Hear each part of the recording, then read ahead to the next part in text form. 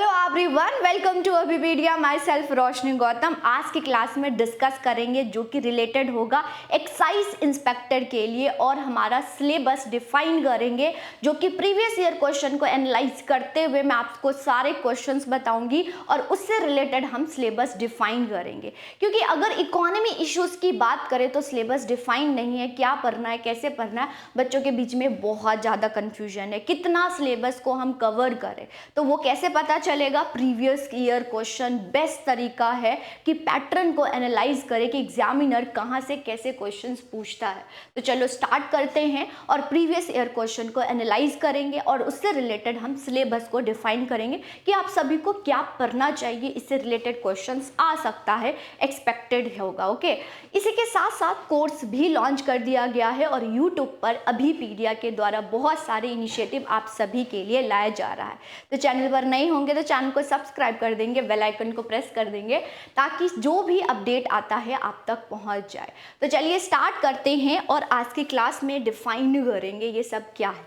इससे पहले अगर हम कोर्स के फीचर की बात करें तो ये इसमें आपको 20 lecture, 20 test, special doubt sessions मिलेंगे आपको, लाइव प्लस रिकॉर्डेड सेशंस आपको मिल जाएगा। यहाँ पर पीडीएफ भी मिलेगा आपको। पीडीएफ आपको इधर उधर नोट्स लेने की ज़रूरत नहीं है, मेंटोरशिप मिलेगी।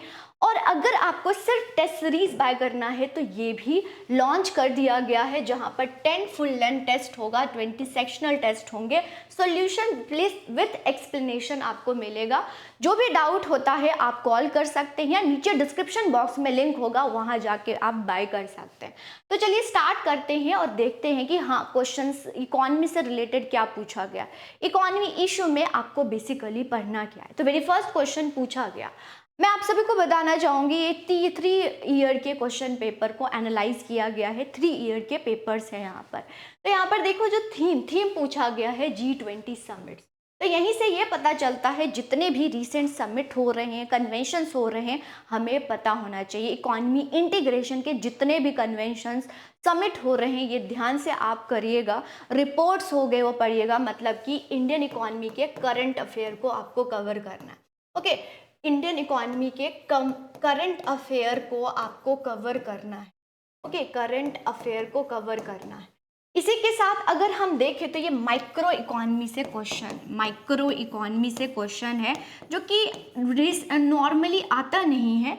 इकोनॉमिक्स से ये क्वेश्चन है, नॉर्मली आता नहीं है क्योंकि मैक्रो से ज़्यादा क्वेश्चंस पूछे जाते हैं। लेकिन अगर माइक्रो इकोनॉमी से आ गया है तो हमें माइक्रो इकोनॉमी को भी टच करना चाहिए, जैसे कि डिमांड हो गया, सप्लाई हो गया या मार्केट स्ट्रक्चर हो गया। इतना ही पढ़ना है और डिटेल में नहीं पढ़ना है। आपको नॉलेज होना चाहिए कि अगर ऐसे क्वेश्चंस आ जाते हैं कि ऐसा कौन सा मार्केट स्ट्रक्चर है जहाँ पर फ्यू फॉर्म्स होते हैं, मतलब अगर आप डेफिनेशन भी इनके कर लेते हो, perfect competition, monopoly, monopolistic competition, oligopoly, तो आपको नॉलेज होना चाहिए। तो आप इस क्वेश्चन को कवर कर सकते हो, राइट। डेफिनेशन भी पता है तो कवर कर सकते हो आराम से। तो माइक्रो इकोनॉमी को भी आपको थोड़ा सा कवर करना होगा। नेक्स्ट क्वेश्चन पूछा गया है, annual financial statement means budget. Budget कौन से आर्टिकल में मेंशन है? ओके, बजट कौन से आर्टिकल में मेंशन है ये हम कवर करेंगे। ओके, ये कवर करना मीन्स आपको फिस्कल पॉलिसी थोड़ा सा कवर करना होगा। फिस्कल पॉलिसी हम कवर करेंगे, यहीं पर ये बात आ जाती है। फिर इन्फ्लेशन, डिफ्लेशन, रिसेशन, स्टैगफ्लेशन, मतलब इन्फ्लेशन से क्वेश्चन है। इन्फ्लेशन क्या है, टाइप क्या होता है, कॉजेस क्या होता है, ये मालूम होना चाहिए हमें। इन्फ्लेशन को भी टच करना होगा। इन्फ्लेशन से रिलेटेड क्वेश्चन आया है। फिर industrial policy resolutions means industrial reforms. 1990 industrial reform से क्वेश्चन है। 1991 की पॉलिसी की बात करें तो सबको मालूम है कि 1991 जो कि एलपीजी आया, लेकिन इससे पहले भी बहुत सारी पॉलिसीज आ चुकी हैं और रिलेटेड इंडस्ट्रीज, जैसे कि एमएसएमई से आया है कि एमएसएमई कब लाया गया, रीनेम कब किया गया। तो जितने भी इंडस्ट्री से रिलेटेड टर्म्स होते हैं, जो भी गवर्नमेंट की योजनाएं हैं, जो भी recent activities, policies and program, जैसे कि मान बोलूँ तो एमएसएमई का अभी ही डेफिनेशन चेंज किया गया है। ओके कितना इन्वेस्टमेंट और कितना टर्नओवर होना चाहिए तभी हम एमएसएमई उसको बोलेंगे, तो ये हमें मालूम होना चाहिए। इससे भी रिलेटेड क्वेश्चन आया। तो इंडस्ट्रीज प्लस जो रिलेटेड टर्म्स होते हैं, जो भी पॉलिसीज प्रोग्राम्स हैं, ये भी हमें कवर करना है। फिर आया बैंक से, तो बैंक के जो बैंकिंग के फुल फॉर्म्स हैं, बैंक से रिलेटेड, बैंकिंग से रिलेटेड जो फुल फॉर्म्स है प्लस एस्टैब्लिशमेंट डेट हमें मालूम होना चाहिए। ये क्वेश्चन मतलब सिडबी स्टैंड क्या करता है, ये है।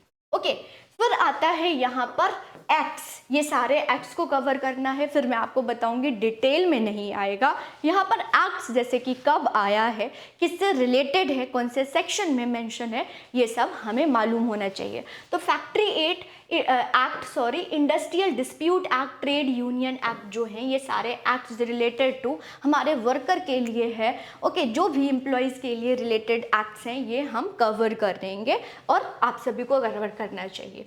पर टैक्सेशन सिस्टम से क्वेश्चन आया है, direct tax. Okay taxation system से क्वेश्चन आया है डायरेक्ट टैक्स और इनडायरेक्ट टैक्स।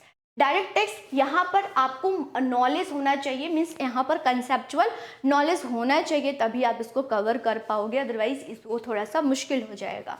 यहीं पर जीएसटी क्वेश्चन से पूछा है, गुड एंड सर्विस टैक्स से क्वेश्चन पूछा गया है, मीन्स इनडायरेक्ट टैक्स को कवर किया है। तो टैक्सेशन सिस्टम भी हम इसमें कवर करेंगे, राइट, ये है। फिर बजट से फिर क्वेश्चंस पूछा गया है कि डेवलपमेंट और नॉन डेवलपमेंट बजट कौन सा होता है। ओके तो बजट, चाहे वो स्टैटिक बजट हो या रिसेंटली अभी आया है बजट, वो हमें मालूम होना चाहिए, राइट, ये है। फिर बैंकिंग से आया है, तो शेड्यूल बैंक हम किसको बोलते हैं, ये क्वेश्चन, तो फिर से बैंक से क्वेश्चन आया, तो बैंकिंग से रिलेटेड भी हमें कवर करना होगा, राइट, ये है।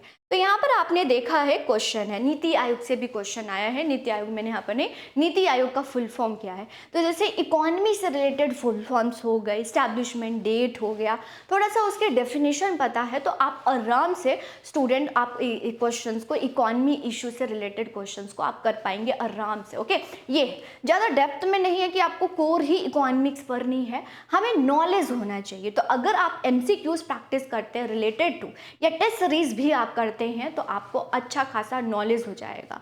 ओके जो भी इकोनॉमी से रिलेटेड डेफिनेशन है, एस्टैब्लिशमेंट डेट है, फुल फॉर्म बहुत इंपॉर्टेंट है, फुल फॉर्म याद होना चाहिए, आप कर लोगे इकोनॉमी इशू में। अब मैं आपको बताऊंगी कि इससे रिलेटेड आपको क्या क्या पढ़ना चाहिए। सबसे पहले हम माइक्रो इकोनॉमिक्स को कवर करेंगे, माइक्रो इकोनॉमिक्स को कवर करेंगे जिसमें डिमांड सप्लाई, फिर से डिटेल में नहीं जाना, फिर भी आपको नॉलेज होना चाहिए इकोनॉमिक्स में डिमांड का मतलब क्या है, या डिमांड और प्राइस में रिलेशन क्या होता है, ये पूछ सकते हैं। सप्लाई और प्राइस में रिलेशन क्या है, ये आपसे पूछ सकते हैं। या मार्केट स्ट्रक्चर, जो कि क्वेश्चन आया, तो मार्केट स्ट्रक्चर के बारे में हमें मालूम होना चाहिए। तो ये क्वेश्चन प्रैक्टिस कर सकते हो और उससे कंसेप्ट समझ सकते हो। ओके डिटेल में नहीं जाना है, हाँ, बट नॉलेज हमें होना चाहिए। फिर आता है इन्फ्लेशन। इन्फ्लेशन टाइप्स इसमें देखना है आपने, टाइप्स हो गया, कॉजेज हो गए, किस वजह से होता है, causes means demand and cost की वजह से होता है। ओके डिमांड हो गया, कॉस्ट हो गया, कॉस्ट की वजह से होता है, ये आपको कवर करना है, और मेजरमेंट्स भी कवर कर लेना। ओके डिमांड एंड कॉस्ट की वजह से होता है। मेजरमेंट जैसे सीपीआई हो गया, डब्ल्यूपीआई हो गया, फुल फॉर्म पता होना चाहिए, कंट्री में किस पर मेजर किया जाता है, सीपीआई या डब्ल्यूपीआई पर, ये हमें नॉर्मली नॉलेज। तो इन्फ्लेशन हम कवर करेंगे। फिर क्योंकि समिट से क्वेश्चन आ गया, तो हमें समिट भी या कन्वेंशन या मीन्स इकोनॉमिक इंटीग्रेशन जो होते हैं, कॉपरेशंस है, जो भी फिलहाल हो रहा है, कोई भी न्यूज़ में है, रिसेंटली करंट अफेयर में है, तो वो पता होना चाहिए कहाँ पर हुआ है, ये से रिलेटेड क्वेश्चन पूछा जा सकता है। तो जितने भी कॉपरेशन है रिलेटेड टू इकोनॉमिक्स, और ऐसे भी इसका एग्जामिनर का फेवरेट होता है, कॉपरेशन से क्वेश्चन पूछे जाते हैं, जैसे G20 से पूछा गया है, तो और से रिलेटेड पूछा जा सकता है। फिर इंडस्ट्रियल पॉलिसी, इंडस्ट्रियल में आपको रिफॉर्म्स, पहले तो सबसे पहले जितने भी रिफॉर्म्स आए हैं, 48 आया है, 56 आया है, ओके 1991 के रिफॉर्म से ये हमें पता होना चाहिए। फिर एमएसएमई का डेफिनेशन, एमएसएमई कब आया, एमएसएमई जो micro small medium enterprise, definition जरूर करके जाना।